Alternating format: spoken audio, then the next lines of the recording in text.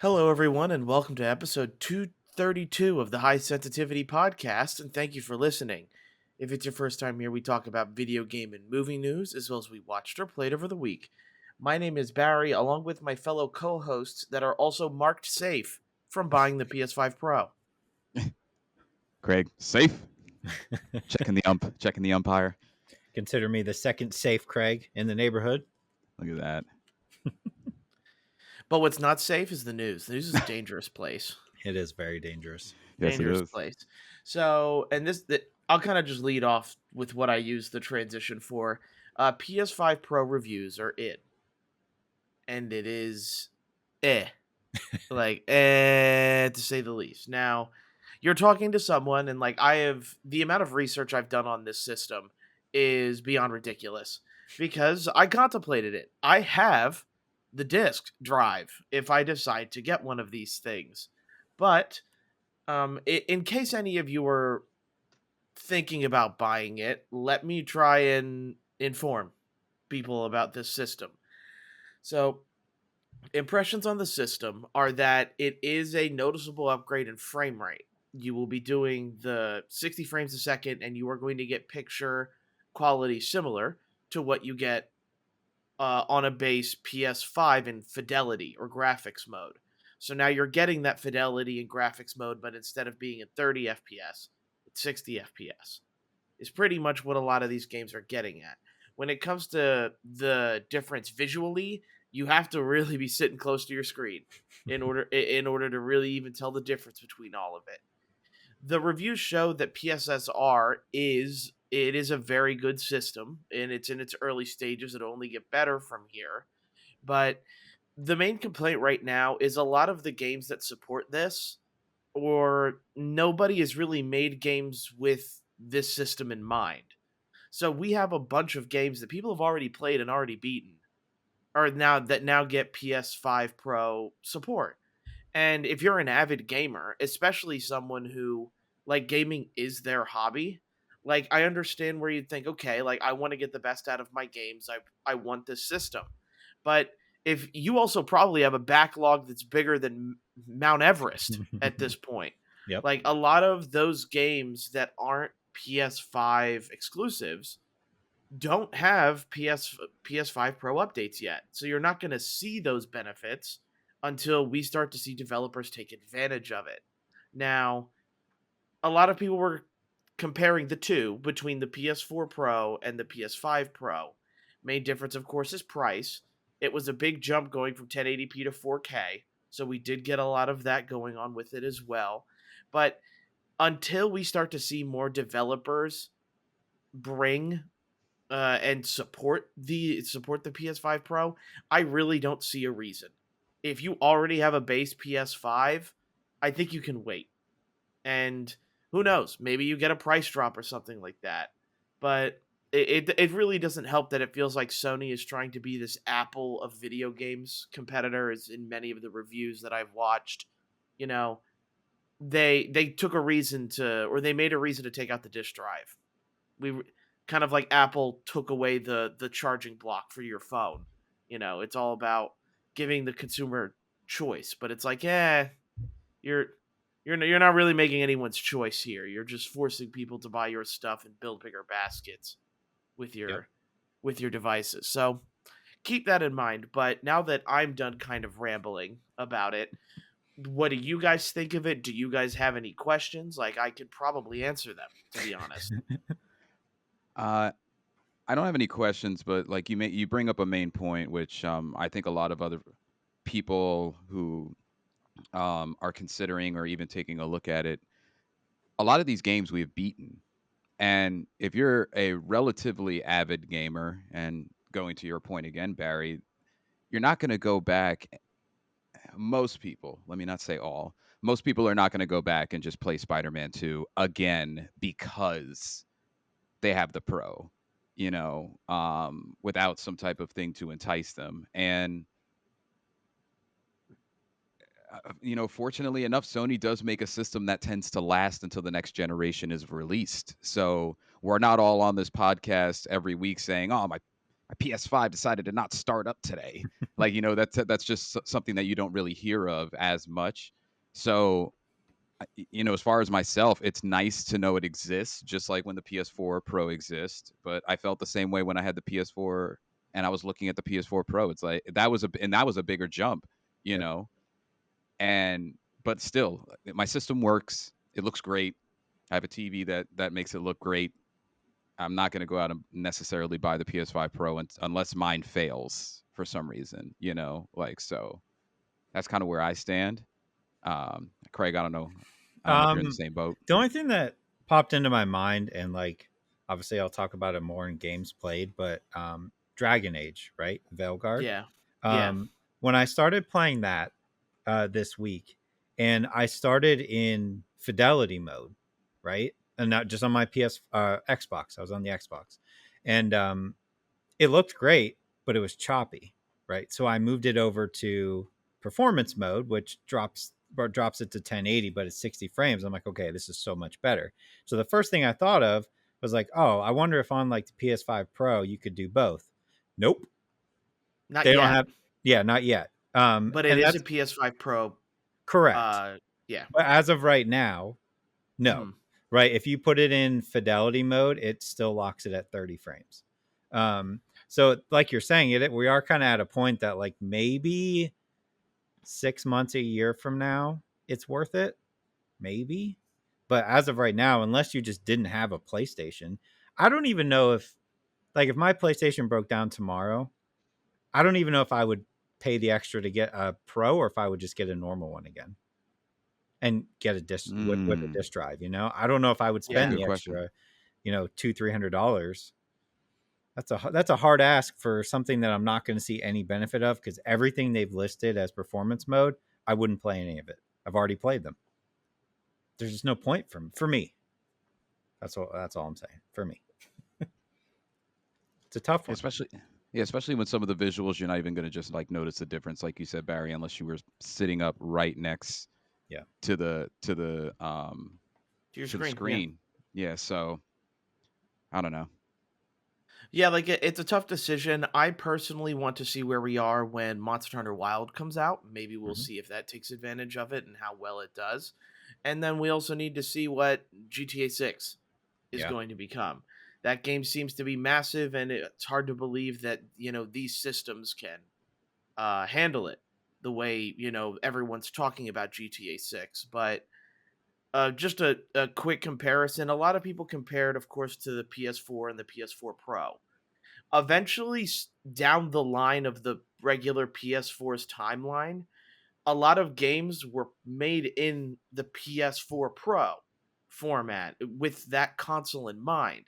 So when Right. you put, and what was it, like The Last of Us Part 2, Yep. for example, on base PS4, like you could tell that you could probably tell your PS4 was really chugging. Like it was really trying hard. A lot of the jokes about the PS4 taking flight with how loud it was occasionally on some of the later games of its lifespan really seemed to be more toward the Pro than the regular one. If we get to that point with the PS5 Pro, I could see a lot more people getting into it. Right now, the issue is the price point and the issue of like not including a disk drive, which I think is outrageous. But Yeah. And the differences too also remind me. I had a friend who was really into wine describe um, something interesting, and he said for most people, like the difference between an $80 and a $120 bottle of wine, if your palate isn't there, you're not even going to notice. So it kind of makes me think of like the differences, like the small differences in visual that maybe we wouldn't even be able to notice between the PS5 and the PS5 Pro as well. Sorry, I just Mhm. had that analogy pop into my head. Both are high quality, but the difference between the $80 and $120 bottle, sometimes you can't even taste if you don't have the palate, yep, to even notice. Yeah. It doesn't even usually you get like the people who just buy it so they can say they have it. I haven't even really heard much of that. Like I never bought the PS4 Pro. I stuck with just the PS4 the whole way through. But I as of right now have no plans to buy a PS5 Pro. I'm gonna ride or die with my original PS5 and hopefully it lasts until PS6. Yeah, That's the I plan. I got a buddy of mine who's making money like PS5 Pro money, and he just told me like a month ago he got the discless Oh wow. PS5. So like I don't even know what to think of Yeah. whether you have the money and what your choice would be on whether you would buy it or not. So I Fair. don't know. Yeah, people really need to look, and like there's you've got a friend with the money for a PS5 Pro, but he's buying discless games. Like as a consumer, I'm just gonna tell you, like people do your research. Hmm. Like you will find that I cannot imagine the amount of money I would have to spend to have my same game catalog in digital format as um as physical. Like Yeah. The prices on Sony store, they're always pretty much at full price. They're barely ever on sale. And I think if you did like a breakdown of it, you'd probably spend more money buying your games directly from Sony than you would buying a new game with the disc. Probably. So Right. No. Yeah, keep that in definitely. mind. People want to keep changing to this all digital format, but you will lose choice, and then it will be too late. Yeah. True. You heard it here first. On the next portion of the news here, details on the Nintendo versus Pal World case have come out, and 3 patents are the ones that people seem to be taking a hold of. Really all with like really not the infringement of the designs of their Palmon or whatever they're called. It has a lot to do with the throwing of the ball, similar to how you do in Pokemon Arceus, the aiming of the throw, similar to Pokemon Arceus, and also the riding, like the ride Pokemon that you can do. So we're gonna keep an eye on this, or at least I will, just to see what ends up happening. But those are the 3 things that That's Nintendo or dangerous. Pokemon really seems to be going in there. Yeah, and I agree. I think it's dangerous as well. Um, I don't know how you patent or prove infringement on throwing something unless it's some weird thing where it is exactly the same like code of letter, something like that as to Legends Arceus. Uh, We'll see how it goes. I have a question for you, Barry. They said just the throwing motion. So any point after the pal is caught is not what they're talking about. They're talking about the arc and Hmm. Uh-huh. and the throwing motion. Okay. Yeah. Yeah, it's almost like the whole thing, like how you aim it is one of them, how you throw it is another, and then the ride, the ride Pokemon. That's what they're also looking So you can't throw any, if this were to go through, you can't throw any circle shaped objects or else Nintendo's going to sue you. at. Or it's got to be very much different. I really don't know how this gets through, but we're Yeah. gonna see what happens. Like Nintendo is very thorough with their decisions on how they decide to do this stuff. So unless they tell you like, "Hey, look at these 2 comparisons. There is no difference." Kind of deal there, we'll see. But who knows? Right. Uh, I hope that we see a article soon of somebody playing a sport, maybe football or basketball, throwing the ball a certain way, and Nintendo suing them for the throwing motion. You can't do that. Yep. That is our motion. Uh, Death Stranding gets a surprise release on Xbox. If you haven't played Death Stranding yet, now's the time. If you really feel like it, Hideo Kojima's walking simulator for Strand games during COVID.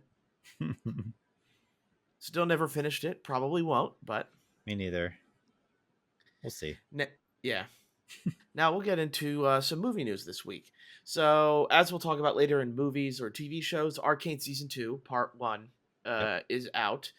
Netflix came out and said that this is by far the most expensive thing they've had to produce. $250 million to produce Season 2 of Arcane.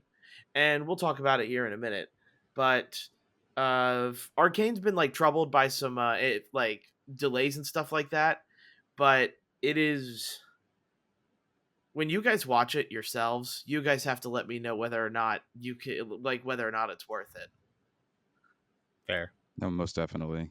Especially knowing that now. I don't know if it'll make me watch it with a different lens, but I'll definitely notice things a little bit, just a tad bit differently. Mhm. And lastly, because we're going to merge our two worlds here, Penn State Whiteout was hosted in IMAX theaters Yeah. over the week here. What do you guys think? Do you think sporting events on IMAX theaters would be kind of a fun idea, especially if you can't go to the game? This I is looked to see what the closest one was, and there wasn't really anything close. this is this is how I feel like this is going to be the second version of how we felt when they were putting concerts in movie theaters, and how we felt about that idea. It's like, oh my god, Eureka! Yeah. Especially in IMAX. Like they make Right. such a big deal about whiteouts and how it's like one of the coolest atmospheres in college football. Like it makes absolute sense to be like, yeah, let's film that in IMAX and let's charge people to sit in this gigantic IMAX screen and check it out. If we had one close, I probably would have checked it out, honestly. Here's my question: how much is an IMAX ticket these days? Like a Good general question, one? because we don't have one near us, so we wouldn't know. Right. Yeah, Because I don't know. my thinking is I'm thinking of, if you, I know there's different outs, Mhm. depending on the school's colors. Um, but like the three of us are lucky to essentially have access to the game when we want, as long as we purchase tickets ahead of time because of where we live. Mhm. Um, but let's say that you're an alumni of an area. I think this is a good idea. If you're an alumni and you live in an area, especially a major school where their alumni stretch throughout America and such like that, that could be an interesting way to kind of pull people in and have them experience the nostalgia. Yeah. People take their like, that's why I was asking, because depending on what ticket you get, you can experience the same type of experience for the same amount of money or less, depending on. I Probably wonder what still less because I mean, whiteout tickets were at least probably what 200. right. Um, What- I mean, IMAX is always more expensive than regular theaters, and also live events are always more expensive than a regular Right. movie ticket. Right. So I would guess maybe like 30 or 40 to go to IMAX to see it.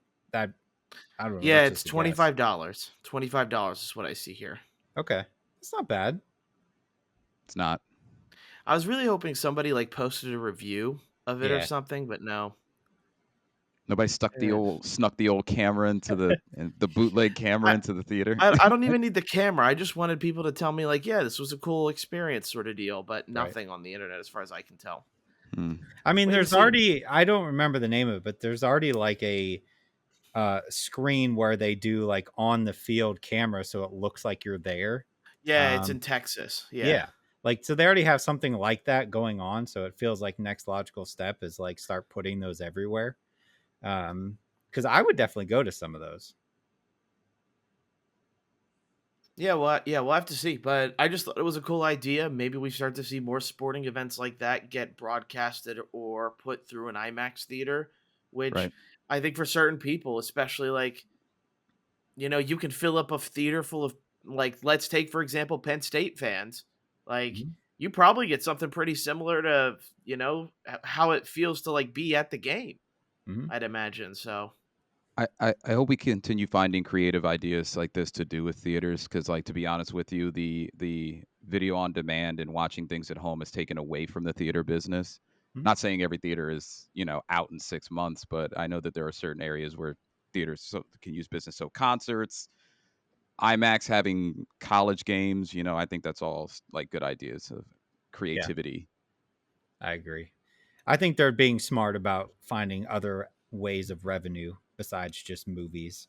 yeah. Yeah. Even ours locally, which I would consider smaller because it's not like a big retail chain, have done a good job of that. Right. But that's all I had for news. All right. Let's see what you two got. Okay. Um, first, we got some Mass Effect TV series news. And before my first initial reaction is, oh boy, here we go. But being done by Amazon, I feel like Amazon to me is like the premier turn your game into a TV show network at this point. So I Yeah. feel a little bit better about it. I guess it really comes down to casting for me. But after Fallout, I feel like they deserve to at least see what they come up with here. Yeah, no, That's that's a a good good idea. point. Do you think would you like them to see them do straight like story from the game or just something in the universe?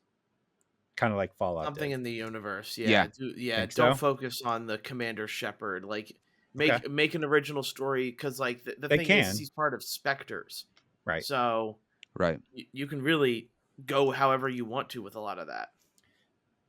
So that's my initial thought was like, do it in the universe. Don't do Commander Shepard, but just like the Fallout series, like maybe bring in some of the side characters. Yeah, Yeah, for like sure. Show. have that awesome episode 3 scene where Garrus makes an appearance briefly, Yeah. or you see Rex in a pub Yeah. somewhere or something like that. Yeah, definitely do that. But I wouldn't focus on Shepard.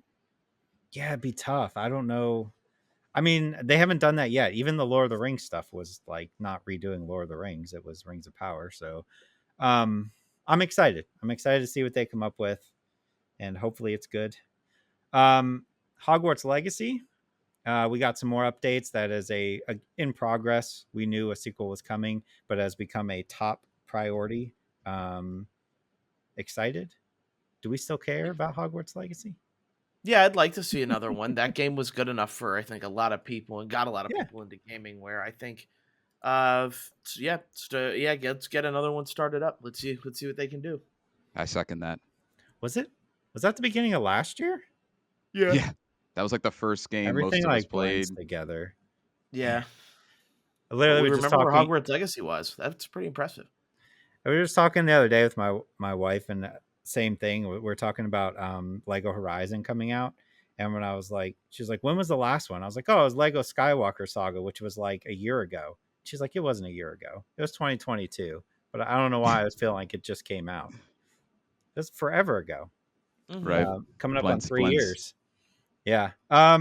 Last thing I have, and I saved this for last because I feel like it's kind of interesting. We first and foremost are not a political podcast, so I'm not going to get super political here, but I did want to bring this up. I wanted to discuss the potential of tariffs and the articles that have come up on how it affects gaming if these tariffs go through. Specifically, they were mentioning they were taking, for instance, the PS5 Pro. With these type of tariffs in place, you could see the PS5 Pro with a 40% hike, potentially going as high as $1,000 to buy a PS5 Pro. So an increase of $300. And with this kind of looming, the Switch 2 looming out there, one, do you think we see an influx of people buying gaming stuff now? And two, do you think this will actually happen? Non-politically, of course. That's I mean, not to quote Justin Bieber's campaign back in the day, but I'm a never say never kind of guy, so it's quite possible. Mhm. I think it's interesting what that would do to the gaming industry, or potentially do to the gaming industry. I think some people will do I don't know, the natural disaster route, which is Yep. buy things now, stock up. Um, but I don't know. I don't know. Like that's pretty much what I have on it. Yeah, it's a lot of what ifs right now. Right. And I think the biggest thing I thought of is worst case scenario, this happens, right? Tariffs go in, the price on everything gets more expensive. Does this effectively kill physical games? Yeah, Because that'll be. everybody's just like, hey, listen, the games were $69.99, now they're $89.99, or Yeah, I can that buy would them be. digitally for 70. Physical gaming is done. It Yeah. is absolutely done. Because I know, like, I may still buy a few here and there, but it'll probably be collectors, right?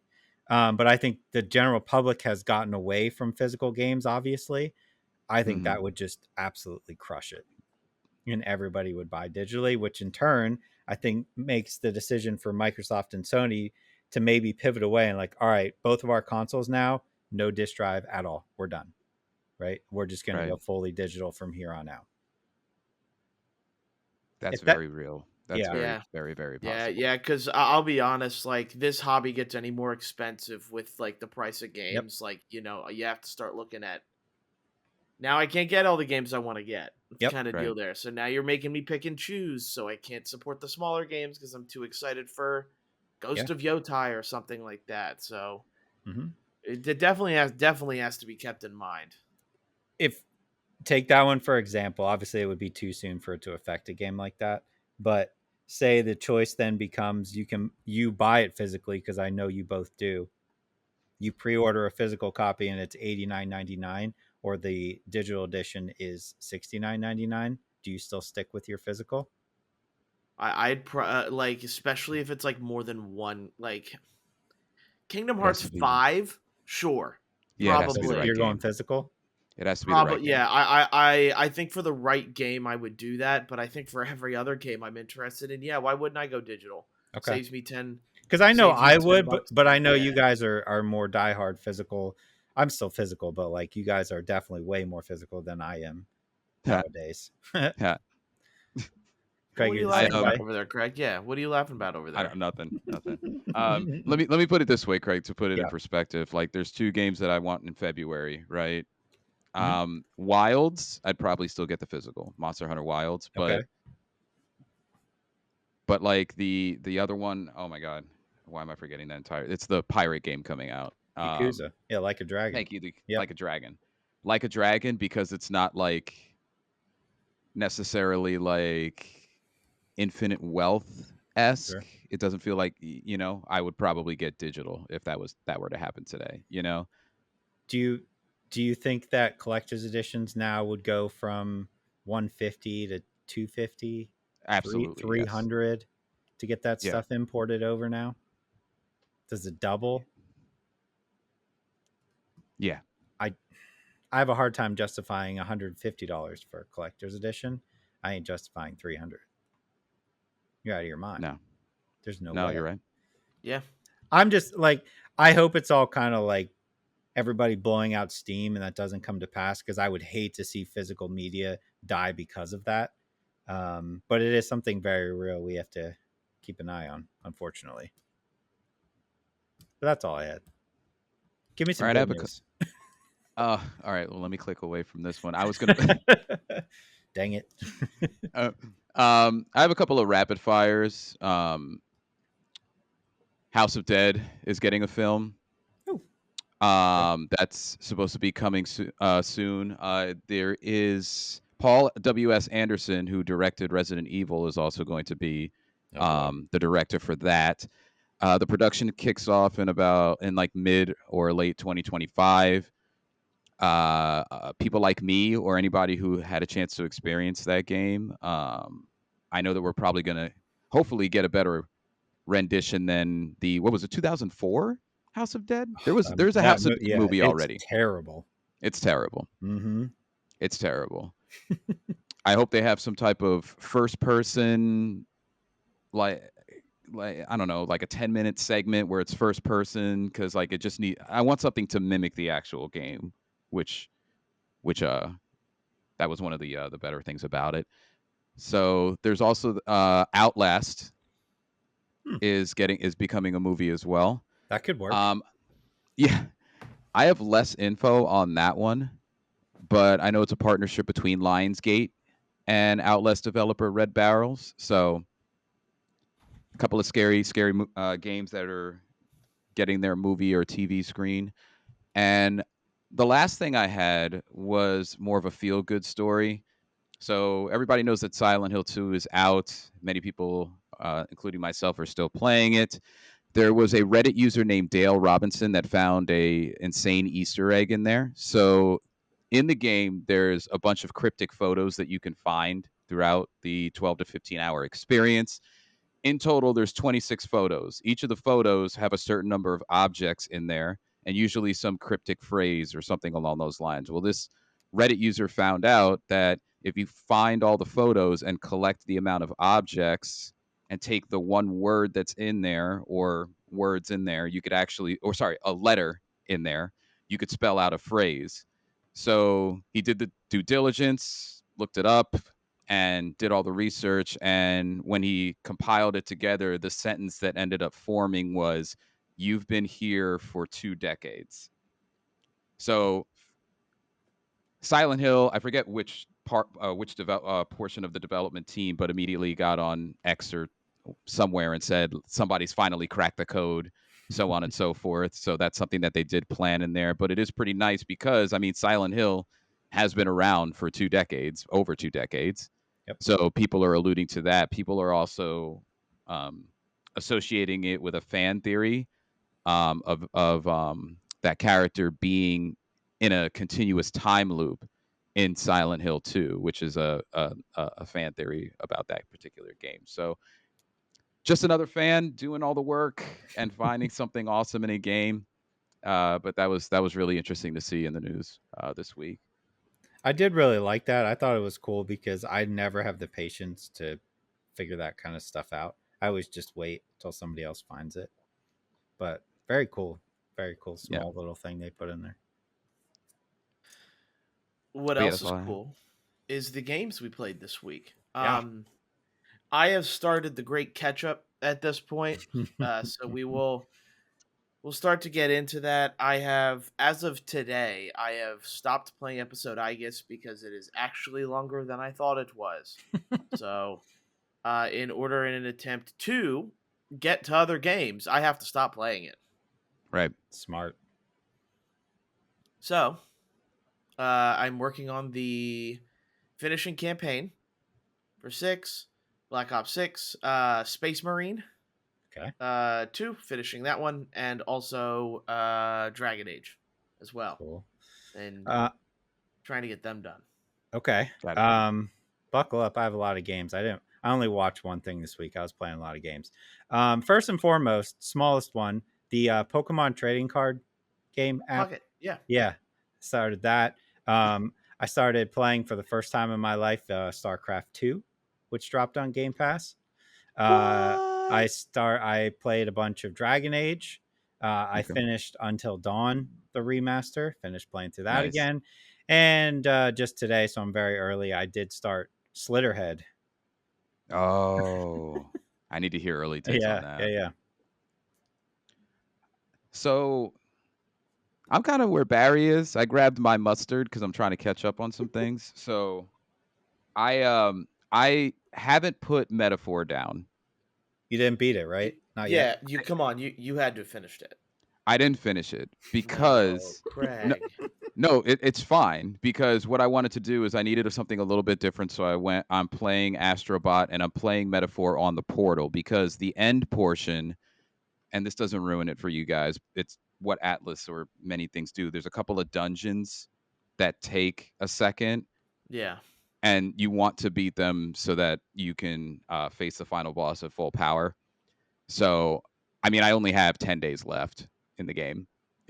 I'm still playing it. It's just I am playing dungeons on the portal and choosing my actual time where I play on the TV to finish Astrobot because I just needed something a little bit more mindless this week.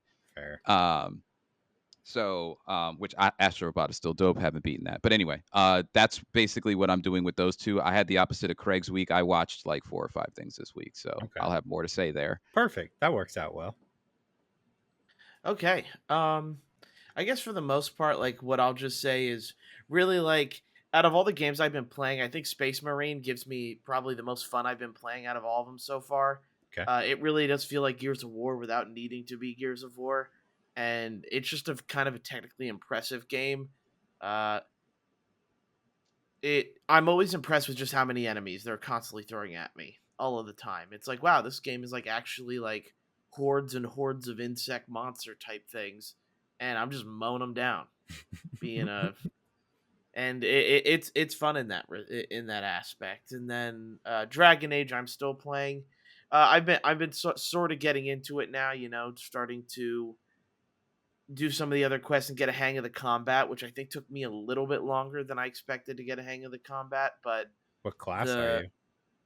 I am a warrior. Okay, but I'm like one of those like death warriors, I guess. Yeah. Like I don't know, something about death, and I don't know. One of my classes gets a scythe, and I just want a scythe.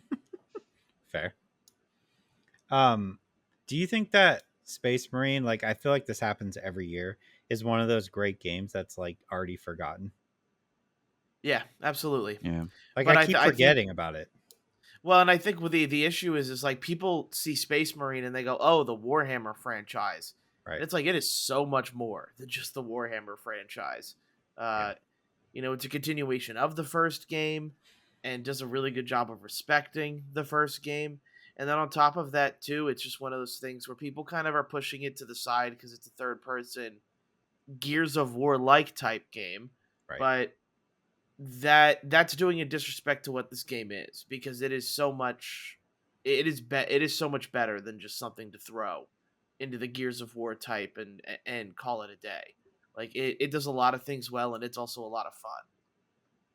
I still got to play it. I just keep forgetting that it's there. And also there's so many I also, games Yeah, and exactly. not Yeah. enough time, and I'm trying to finish everything. Yep. That's the problem. I think it's Feel because that. we all talked last week after we were done recording about how many games we've actually beaten this year, and then now all oh of yeah, us are panicking, and we're like, we got to finish some games. yeah, Yep. yeah, Uh, most definitely. so Barry, have you been playing the Pokemon app? Yeah, I have. Yeah, I have Pocket. Yeah. Whew. Man, that thing sucked me in, and I hate Yeah. it. Is it? Yeah. Is it now? Oh my god, it's just something like. At first, I was like, "Yeah, this is fun. Like, I can just go in and open my packs every day, and I enjoy seeing what cards I got and adding them to my Pokedex." And then I didn't realize that you could also battle, and I went, Yep. "Damn it!" Yep. Damn it. Because I have not played Pokemon like the card game since I was like a teenager, a kid, and a teenager, and I was like, "Oh my god, I forgot how much fun it was." Um, Such a fun. I don't know. Like I haven't played anything on my phone in so long. It's kind of nice to have something that I check like a couple times a day and be like, "Oh, my timer's up. Let me open another pack and see what I get this time." I have not put any money into it. I don't plan on it. I consider it more of just like a mindless, fun thing to do. But Hmm. they did a Is it really good tempting? job. It's tempting, yes. I don't know. Okay, Like I'll some stay of the away. cards, like some of the more like special cards are cool when you like go in and look at them. I don't know, it's hard to explain, but the Hmm. artwork, and I'm like, oh yeah, that's like the original artwork I remember. It's just done so well. If you have a nostalgia, I guess, for Pokemon. But yeah, Until Dawn, the remaster. Craig, did you play the remaster yet? Or not? I have, I haven't. My wife and I specifically aren't playing it until we beat Silent Silent Hill. Hill. Okay. Yeah, that's how we're managing the game log. Um, I know I've seen a bit of back and forth about this online. Um, Still a great game. Story's still great. I don't think the remaster is done very well. I had a lot of issues playing this game, like a lot. Technical issues? Yep. Oh wow. Like crashes, people disappearing in cutscenes, like completely to the point where like I mean you've played enough times. You remember when you find like the axe? Yeah. Oh yeah. That cutscene where he like takes the axe out of the wall, the character Hmm. wasn't there, so it was just an axe floating. Oh my god. Like parts of the characters, like one of the guys at one point, like his chest was caved in, like the actual model was all weird. um it still looks good. I'd have to actually look at the old one and see it, and I'd probably be like, oh yeah, that is a big difference. And again, like Until Dawn's a great game. But yeah, there's a ton of issues in there, at least for me, on the PS5. Now I don't have a Pro. We're gonna start saying that now. I wasn't playing it on the Pro. Oh, I don't want to that's start funny. doing that. I hated doing that. Be like, well, you don't have a PS4 Pro, so obviously, Right. yeah.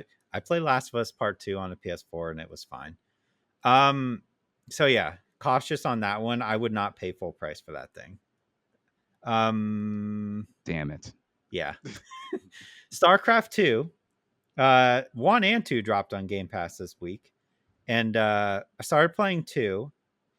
And I played so much Command and Conquer as a kid. Why did I never play StarCraft? I don't know. Yeah. Yeah, Why? they're both gateway drugs to each Yeah. other. Like I played Command and Conquer because of StarCraft. Okay. Like, I think I just stuck with Command and Conquer. I started playing 2 and I was like, this is just Command and Conquer. And I mhm. love it.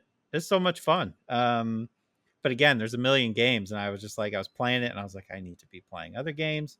But this might be like my January, February playthrough of the campaign. I'm having a good time with it so far. I played like 2 or 3 of the campaign missions so far. Yeah. I'm like, dude, this game was. Now I see why everybody likes it so much. Yeah, it's got great races of Yeah. beings like that are all completely and 100% different. Yeah. You know, Yeah. so So yeah, I'm gonna be playing that a bunch more. Barry, Dragon Age, the Veilguard. I actually Hmm. put my money down on this thing. I went out and bought it.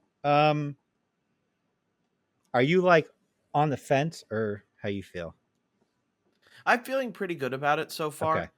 Uh, as I continue to go along, like it is more about the, the characters and the Hmm. friends that you make along the way, for lack of a better phrase. But a lot of it has to do with as well is like I was kind of not sold on the combat at first because there's take for example Mass Effect 2's like action Hmm. thing where you can like tell you have it but for yourself. Right. So it's a matter of like selecting the action you want and then doing it using the right time to do it, and remembering what everything does is also can kind of be a hassle as well. But overall, like I have to admit, like I'm a little bit lost as to what's going on because Okay. um they keep mentioning stuff that kind of happened in Inquisition, Right. and I don't remember Inquisition for I never beat Inquisition. I couldn't tell you any single detail of Inquisition. I I beat the own game. it, but I never beat it. Okay. So something about this game specifically is like scratching my Mass Effect itch again, Yeah. Yep. and I love it to death. Um, it feels like the combat to me feels like Mass Effect 3. I Mhm. get like the same vibe. It does have that like you can press like the right bumper and bring up like all your party members stuff and like, hey, I want you to cast heal on me real quick, and I want you to like drop a bunch of arrows or whatever. And then you have your own stuff that you're doing. I like it's so stupid. I know I bring it up a lot, but the way you like open chests makes me happy. I don't know why, but it does. Picking up stuff in the world sounds good. Like that stuff is super important to me and it really shouldn't be. But like the way that like my character will like run, you know how like when you open a chest in a game and it'll be like either God of War where it takes a second and he like rips yes. it up or something Uh-huh. like that. I just enjoy that this one, my character like she just runs by and like kicks it just like and then it opens real quick. I don't know, just the Right. animation makes me happy. Yeah. um the story is I like the story, but again, I don't they do keep referencing Inquisition and I'm just like I don't know. I probably should have watched like a YouTube video or something. um but character customization was cool. I enjoyed all Yeah. that. It's surprisingly detailed. Yep. I'm playing kind of like I have like my bow more ranged, and that Yeah. works out extremely well. Um, the combat, I like I said, I enjoy. It's not overly complicated, but it's fun enough that it keeps me going. Um, I Mhm. don't know. This is like for me right now. This is the game where I'm like, man, I just want to go play more Dragon Age, which is weird because I've never been a big Dragon Age fan ever. Like I've Yeah, played them, but yeah, I feel like not only has it been an appropriate amount of time since the last one, mhm. but also they've done such a good job of like bringing the gameplay to a modern standard. Like Yep. I remember what Dragon Age 1 was like, and it was Yeah, one of those things where you press the button and your character automatically attacks, and then when you want to do something special, you press that button. There wasn't a lot of feedback or interaction in the combat, whereas as years have gone by, again, also this game took years it to did. come out. It did. But once it did, you kind of felt like, oh, this feels like this is a fluid combat system that is fun to play. Mhm. And you mentioned it, like it gives you that little bit of controllability of your teammates that a lot of other games will be like, no, the teammates are computers, you can't control them, they do their own thing. Yep. Just like when you can't tell Donald to heal you in Kingdom Hearts, like Yep. you can take control of your teammates and let them know, hey, this is what I want you to do. And when it all goes according to plan, you kind of feel like this fire, and I'm gonna use this term, like a Fire Emblem like Battle Master genius, like you're a Yeah. tactician almost, Yeah. where and instead of like where in Fire Emblem it's you moving pieces on a board, this is all in real time, so it's actually even I think more gratifying Yep. in a lot of ways. I'm having so much fun playing it that I was literally playing it last night, and I had a thought of like, I should not like this game as much as I do, but because I do, I'm so excited to see the next logical step, which would be the next Mass Effect game, that I was just kind of like, woo. You know what I mean? Like they're gonna, if they can keep it going in this direction, the next Mass Effect is gonna be killer. Mm-hmm. Can I ask you guys a question? Yep. Because you brought up Mass Effect. I know one of the bigger complaints is that the particular story and the themes in this game seem a little bit less adult, and the game appears more lighthearted than that. Does that affect your guys' play or anything, or do you guys? Listen, the one thing I do remember about Dragon Age is it's always kind of been that style of humor, and you know what I mean? Like they were never one for like, oh, it's a medieval dragon style game, so they talk medieval like. It is very like modern. Is that a good way to put it, Perry? The way they talk, it is modern. Yeah. I know it's been getting ripped apart for its dialogue, but I have found it fine. Honestly, okay. I've been answering like all the questions super sarcastic too. I don't know about you. Yeah, and that's what I mentioned last week. Like the game actually kind of understands sarcasm and the bantering back and forth. Like, and you probably already did it, but that soulless interaction when you're in the void or the edge with him, and you answer sarcastically, like it's actually two people bickering back and forth.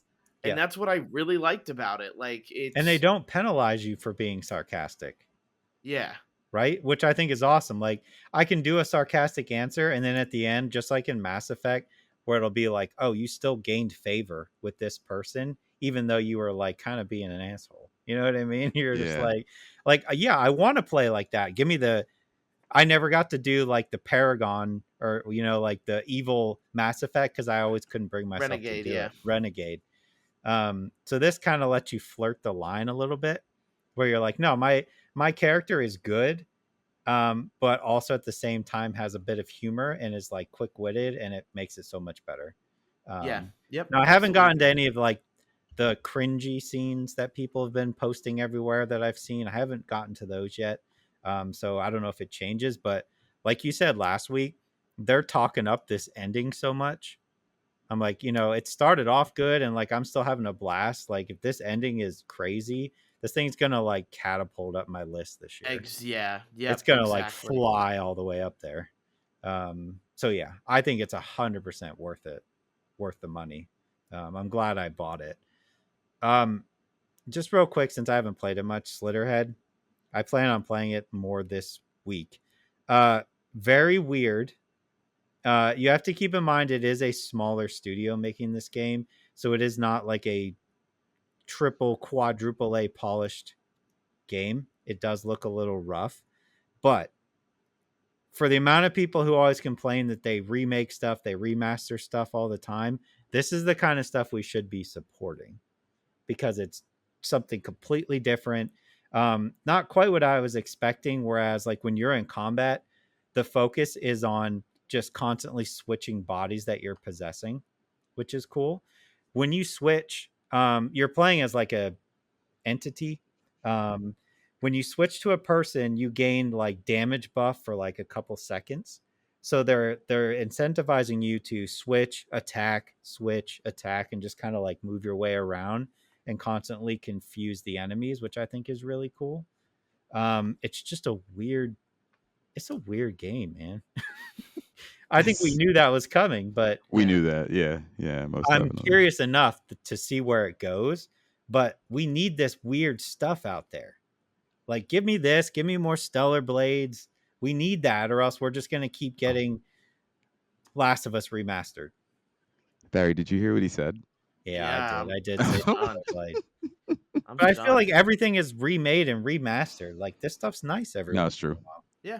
Give me more. But yeah, I'll have more next week on that. Is that it? Did we get it all? Yes. Oh, that's right. Yeah, you said you just have been playing Metaphor. Okay, yeah. Yeah, Well, I'm no, you Metaphor and said Astrobot right now. yeah. Oh, yeah. You're right. Yeah, that is it. So let's talk about movies and TV shows. Where for Mhm. this week, for me, I've watched the Act season 2 of what's available right now for Arcane. Yep. So I would like to give my opinions on that, but that is all I've watched. So my daughter is the biggest Arcane fan, so we also watched the first 3 episodes. All right. I have Here we so I go. have Beetlejuice Beetlejuice. Okay. Finally watched that. Twisters as well. We also finally Hey. watched that. I finished Grotesquerie and I have some thoughts on that. And then we also watched, it's a 2023 film, but we did watch Baghead. Oh yeah, yeah. And we had never seen that one before. So this is kind of like the post Halloween new scary movie Baghead review as well. So Scary movies never end. Yeah, Craig. truth. Craig, let's get into your little box. Give it to me. Open up your bag. All right, let's get it. I'll start with, I guess I'll go kind of in order. Actually, I'll start oldest and then go to newest. So Baghead. I was gonna say the transition was there for Baghead. It was. So I was really yeah. If you didn't start with Baghead, it would I have been rough. Baghead, yeah. So this movie is very is unique in a genre that is not. Now you can look at this particular movie and say that it takes from here, it takes from there, it borrows from here, it borrows from there. But the execution of Baghead is unique enough for anybody, I think, to give it a watch. Essentially, it's just a gentleman who owns a British style pub in Scotland, and he in the basement has this entity called Baghead, which people come to visit to speak to the dead. They're only allowed to speak for 2 minutes. After that, Baghead gains enough power to essentially break the restraints that the place / the owner of the place has on them. And that's essentially the premise of it. He dies. It happens in the first 10 minutes of the movie, and his estranged daughter inherits the pub. And like every scary movie, learns the hard way. While we already know what's going on as watchers.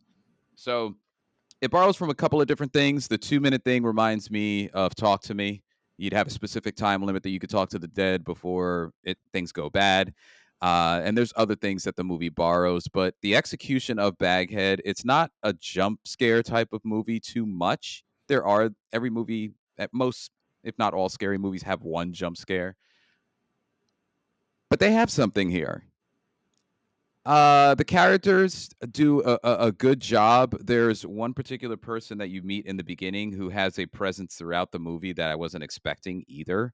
Like he's like one of the first people that comes to ask to see his wife and talk to his wife who's dead, and he thought it was just going to be the first of many people who are going to ask to speak to the dead, but he kept coming back. But I think it's overall a great movie that again executes a couple of different genres where it takes, but it makes its own, so it doesn't feel stolen like some other movies do. I recommend it. I think anybody should check that particular one out. I think we watched it for free. Pretty sure it's free on like Prime or something. Is how we watched it. Beetlejuice. Craig, I am like you. I have somebody else in my family where in this case it's my wife that likes Beetlejuice more than I do. I understand it. I saw it when I was younger. I liked it when I was younger. I like what it did for the media culture because there is no other movie like it. So going into this, that's the mentality that I had. My wife was way more excited to watch it than I was. I like it. It's so this is also going to be how I feel about Twisters. There's a certain I actually dare say that I like this better than the original Beetlejuice. It's a bold statement. Yeah. And why I do, I think they had a couple of different storylines going on in the movie that kept me interested. and especially like the kid in this in the town who becomes the love interest, and then some other we learn other things as well. I really kind of liked his addition to kind of keep me not overly fixated on the main storyline. Whoever the husband of Winona Ryder in that, or the guy who wanted to be the husband, was great comic relief for me. I know he might have been annoying for other people, but I enjoyed his over the topness while everybody around him was annoyed with him. So I think it's a watch. If you watched Beetlejuice as a kid, and even semi liked it, I think it's a good one. But I enjoyed the campy nature of it. I enjoyed some of the tougher scenes. I don't know if I really necessarily enjoyed the woman who was like the antagonist sucking like the life out of everybody. I don't know. I think I could have done without her, but it was good. And Michael Keaton, I think, was whatever top notch Beetlejuice is supposed to look like. I think that's what he executed. So Beetlejuice was good. Twisters. Be I have a careful. special now I have a special attachment to Twisters. I know other people might as well. I remember the overly deep green sleeve of my VHS that was watched 10 to 15 times at least by me growing up. For some reason, I mean, I loved tornadoes as a kid. I love them and are equally terrified by them. Will never live in Tornado Alley. I thought that this film did its job. There were parts of it that I did like. I don't think I liked it better than the original Twister movie. But it was, I don't know, Craig, how did you feel about like the working together nature that like happened, like the cohesiveness with like some of the characters? I don't know. Like that was one thing that I was kind of going back and forth on. I don't know how you felt about it, I was on but board with it. I think you just have to either accept it or you don't. I don't know. Like I enjoyed the movie so much that I guess I just bought in right away and be like, oh yeah, of course they're working together. yeah, and I don't know. It had all the scenes that we wanted. You know, it had the big open night tornado scene, which is, I think you should always have. Tornadoes are terrifying at night because they're Yep. harder to spot, and they knock all the lights out and such. That scene was good. I did become invested in the character, the main character out the get go, especially the reason why she was who she was when she got older, and what she saw as a kid to kind of make her who she was. I think it took me a little bit longer than most to figure out one of the smaller twists in the movie. But overall, I would watch it again. And I think that even though my earlier statement was that I liked the original one, I think it's going to be one of those things I kind of go in back and forth on because I really did enjoy the movie. Kind of, it's kind of like how I go back and forth on whether I think Godfather or Godfather 2 is the better one, Mm-hmm. like all the time. Like I do that. I've done that for like 15 years. So I recommend everybody go watch it. Definitely a must watch for me, especially if you like tornadoes or if you saw Twister as a kid, young adult, whatever. And then finally, Grotesquerie. I talked about this last week because Mm-hmm. I was in the middle of watching it. Finished it. Ooh, Uh, conflicted. He's conflicted. Most so people hate it. yeah, I I don't know if I hate it or if I hate Ryan Murphy. I just Um, despise Ryan Murphy anymore. So I've been on Ryan Murphy's train for a long time. I have spoken highly of his creative mind, even when American Horror Story started to run out of innovative seasons. I really tried to go through that. I even watched American Horror Stories, which was just smaller bites of Ryan Murphy's brain. And there's a twist in this show, which is not a spoiler because if you know any of Ryan Murphy's work besides Glee, even I think Glee had twists, but there are always them. It happens kind of like in that mid to late area, and it angered me a little bit. I It completely flips the show upside down, and you know when you watch a television show and a twist happens and you count how many episodes are left and you're like, well, what the heck are they supposed to do with this time? Mm-hmm. That's what my wife and I did when we looked at each other and we said, there's still arguably an hour to an hour of 20 minutes in this show between the rest of the episodes. What is he going to do with this? Now, what I will say is acted, Niecy Nash killed it. Courtney B. Vance, who plays her husband, killed it. Even Travis Kelce had a moment or two. The individual actors and actresses that were in these films, I think, destroyed in terms of what their parts were, who their characters were supposed to be. That most definitely. But as far as the direction that it took, I understand why many people are angry. It just goes a different direction, and they tie it they kind of tie a nice bow around it, kind of. But I don't know. Before you guys do take a watch, I would say have that in mind before you invest all of your time and money into it. Hmm. Or not money, just time. Just time. So, Time and the is subscription money. service. yeah, and the Hulu subscription service money. Fair. But the last thing that I'll say is the thing that always makes me angry about Ryan Murphy is at the end, while being confused, while looking at my wife and saying, "What did we just watch?" I'm going to watch season 2. Well, you're invested now. You have to. Yeah. That's what he does. Yep. You're confused. You're angry about how confused you are sometimes, and then you just like, well, now I have to watch to understand more, and that's what's going to have to happen. So that's Grotesquerie, Fair. and that's all I have. Arcane. Season 2, part 1. Yeah, Right? season 2, part 1. You get new episodes on Saturday. You want to go first? I think the long and short of it is you can tell a lot of money went into it. Oh my god! Very Did a lot of stylish. money yes.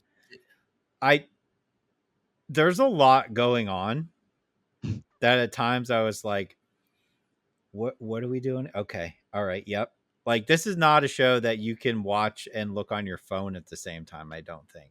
Like, I watched the recap before the first episode. Yeah, So same here. I was like, it's been a minute since I watched the first season. I was like, oh yeah, I remember all that. And then like halfway through the first episode, I had to like pause and be like, hold on a minute, and look some stuff up and be like, okay, yep, this is where we're at. But I think like there are like fight scenes with the music and the slow-mo and the like artistic. Oh my god, it's incredible. It's incredible to look at. It's good.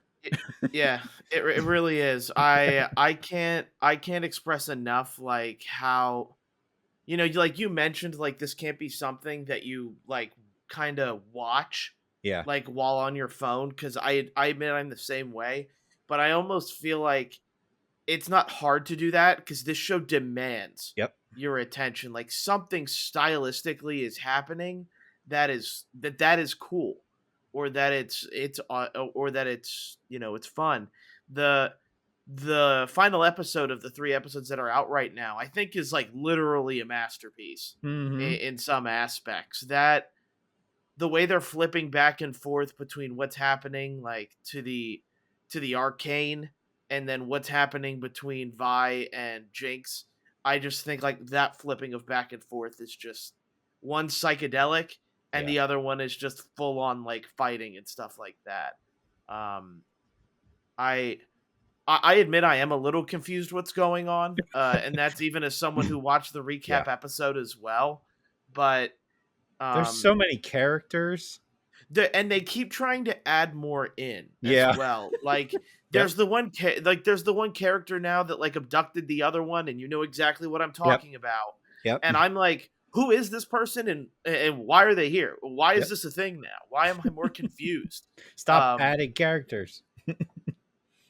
But then every time like Jinx is doing Jinx stuff, like I cannot look away from the screen because it is it's fun watching like what she's got planned and like this kind of psychic, and to have Haley Steinfeld as Vi, and she Yep. does a fantastic job. And then I think her name is Ellie Purnell I think so. as Yep. Jinx, who is famous from Fallout, Yep. the Amazon show. Okay. As Jinx, I think it's like this. It is crazy how the two of them like like they're perfect. Like she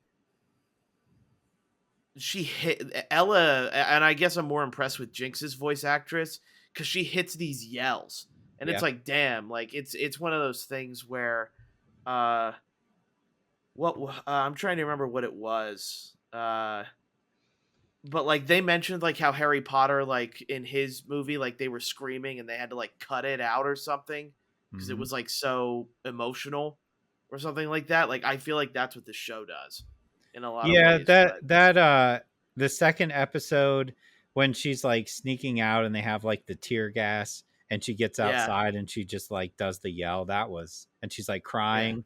Whew. I was like, man, this is just like, I could care less about League of Legends. I Yeah. don't care at all. But for whatever reason, they make you care about this. Still not enough for me to ever touch League of Legends ever. And I would never tell anybody to Yeah. touch League of Legends. As Yeah. someone who has played it, just don't touch it. Just, I love Yep. that. just listen to the world anthems that they do. They're kind of Yeah. bangers. And then secondly is watch Arcane. Yep. That is what you should be doing. But they've Some done of their such a games, they've done such a good job of like somebody like me who does not care at all still cares about this world. Like extremely. That they have good writing, the animation is top notch, the music is good for the most part. I still object to using Imagine Dragons as your theme song, but whatever. Yeah, I'm sorry. Anything Imagine Dragons for me is Ugh. also like, ugh. Just the most generic AI band of all time.